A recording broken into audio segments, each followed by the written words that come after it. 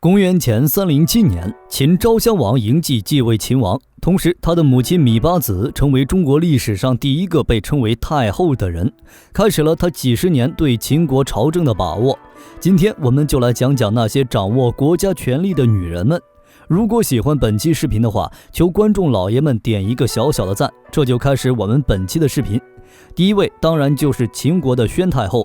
在秦武王嬴荡举鼎死后，他的弟弟秦国在燕国的质子嬴稷被送回秦国继位。在母亲和舅舅魏冉的帮助下，嬴稷顺利地登上秦王的宝座。当时的嬴稷还年轻，虽然已经是秦王了，但做人做事还是十分的青涩。如果不是宣太后干预政事，秦国也不会顺顺利利地到昭襄王手里。宣太后最为人津津乐道的还是和义渠王的私情。义渠是秦国西北方向的一个小部族，经常趁秦国和东方六国作战的时候，在秦国边境袭扰。每次秦国回来回头收拾他的时候，都把他教训得很惨，但他就像个打不死的小强一样。后来义渠假装投靠秦国，在嬴稷继位的时候，义渠王来到秦国都城超贺，和宣太后私通，生下2个孩子。后汉书记载，即昭王立，义渠王朝秦，遂与昭王母宣太后通，生2子。孤男寡女，耐不住寂寞很正常嘛。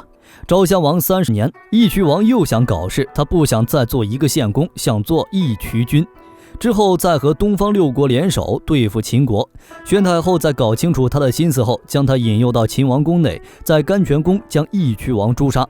秦国随随便便出兵灭义渠。在宣太后看来，他的外戚在不干预秦国大事的时候，有点小偷小摸也是可以的，但只要做出危害秦国秦王的事情的时候，他谁都可以杀。在宣太后主持国事时，嬴稷也没闲着。在魏人范雎入秦为他所用后，他便开始把宣太后和魏冉等4位亲族外戚的权力收回。4贵被逐出咸阳，宣太后在后宫隐居。在昭襄王42年去世。秦昭襄王嬴稷在先代的基业下，开始了对6国的征战。第2位，汉朝皇帝闻之色变的吕太后。吕雉可是比刘邦小了15岁，而且当时还只是个小小的亭长，家里还穷，这就只能说吕公看人真准。吕雉也的确是个贤惠的妻子，刘邦无论工作到多晚，他都会等着他，不回家还会去给他送饭。刘邦起事后，他就一个人在家看孩子。在回到刘邦身边后，他看到刘邦身边的戚夫人，心里已经有所顾忌。后来刘邦和戚夫人2人想废了太子吕雉的儿子刘盈，吕后就找张良让他给自己想办法，不想就把他杀了。但是张良这次的计策反而让刘邦的心意更加坚定。张良等人再怎么劝都没用了，吕后也开始黑化，不光要让儿子当皇帝，他还要立自己的威。于是韩信和彭越就没了。到最后刘邦的心意还是变了，他看到自己请了10几年都请不动的人已经为太子所用了，便意识到太子已经不可再动了。在刘邦去世前，吕雉向刘邦问了今后国家可用的栋梁。刘邦驾崩后，他也是那么安排的，唯独陈平出于自保，虽然在朝中任职，但不再过问政事。不过吕后死后，他还是帮助了刘氏皇族。在刘盈即位后，他开始了行动，首先就是戚夫人。戚夫人被去手足、去眼、熏耳、引阴药，使居侧中，命曰人质。在干掉一众的后宫嫔妃后，就是去把刘家天下变成吕家天下。除了将他的2位哥哥封为诸侯王外，还把吕家的女子嫁给刘家，方便监视和把握。谁不听话想造反就杀谁，皇帝想搞事也杀掉。但是刘氏里边有能忍的，吕姓里边也有叛徒，这让刘氏在朝廷里还是保存了一些势力。在吕后去世前，还在安排吕家的人，要防止刘氏和朝中大臣趁他死后反吕。安排是安排好了，但吕氏外戚的行动还是失败了。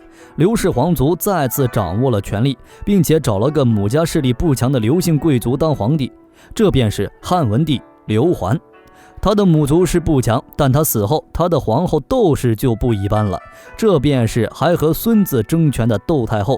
窦太后年轻的时候以良家子的身份进入汉宫伺候吕太后，可能是得到王朝的光环滋养。后来窦太后要把一些宫人赏赐给诸侯王，窦其房本来串通太监去离自己家很近的赵国，结果太监把这件事搞忘了，他还是去了代国。在窦岐房被送到刘桓的代国之后，他在后宫争斗中取得胜利。在代王刘桓被推上皇帝位子后，他也被立为皇后，他的兄弟也因此荣升。在刘桓去世后，他就成为了窦太后，他的儿子刘启即位，即汉景帝。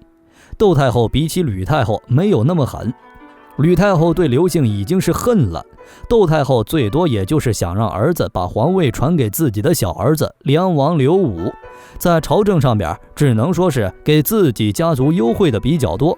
景帝没法展开手脚工作，还有就是在汉武帝继位后想要改革朝政，窦太后年纪大了，喜欢黄老学说，不愿意改革，给汉武帝改革朝政方面造成了很大的困难。2年后，窦太后就去世了。窦太后去世后，汉武帝的母亲王太后还想学前边2位干涉朝政，但是他的儿子是一个手段心智同样强硬的皇帝，他绝对不允许再有后宫干政。第4位，独一份的女皇武则天武曌。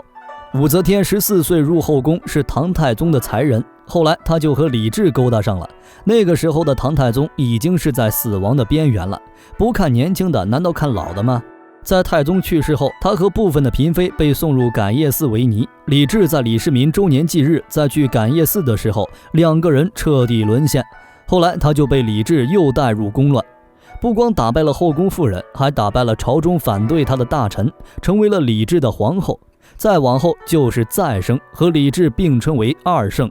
李治去世后就是废皇帝，杀反对大臣，所有举兵反武的人都被他派去的人打败。在公元688年5月，加尊号为圣母神皇。690年正式称帝，改国号为周。在打击李氏皇族的同时，他还打击门阀贵族，结束了关陇集团对李唐的统治。通过科举等一系列手段，在地主阶级中网络能人，但只要稍微不顺他意的人，刚升上来就要被杀。虽然他在位的时候战争有赢有输，但还是把李唐的江山稳住了。第5位，清朝慈禧太后。武则天的统治下，至少赢多输少，国家土地也没少多少。而清朝在慈禧太后的掌握下，开始了中国最屈辱的近代历史。慈禧是咸丰帝的妃子，同治帝的生母。在咸丰帝去世后，她在宫廷斗争中取得胜利，皇帝自然而然也在她的手掌心。她有好的一面，也有坏的一面。作为一个女人，她能在晚清那个动荡的时代，一边平衡清廷朝臣，还能维持好自己的权威。面对多种势力的谋反，她启用李鸿章等一众汉臣，开展洋务运动，促成了中国近代工业的开始，并且改良了军队。但是她所做的一切都是为了维护清朝的统治。面对强国的打压，是对列强宣战了，自己也是很快的逃跑了。本来能打赢的仗都打输了，甚至打赢了还要签订丧权辱国的条约。国家腐败不闻不问，还搜刮民脂民膏过生日。甲午海战、辛丑条约、天津条约，哪个不是百姓生灵涂炭？好在历史的滚滚车轮还是结束了清王朝的统治。对于清朝来说，它还是有功绩的。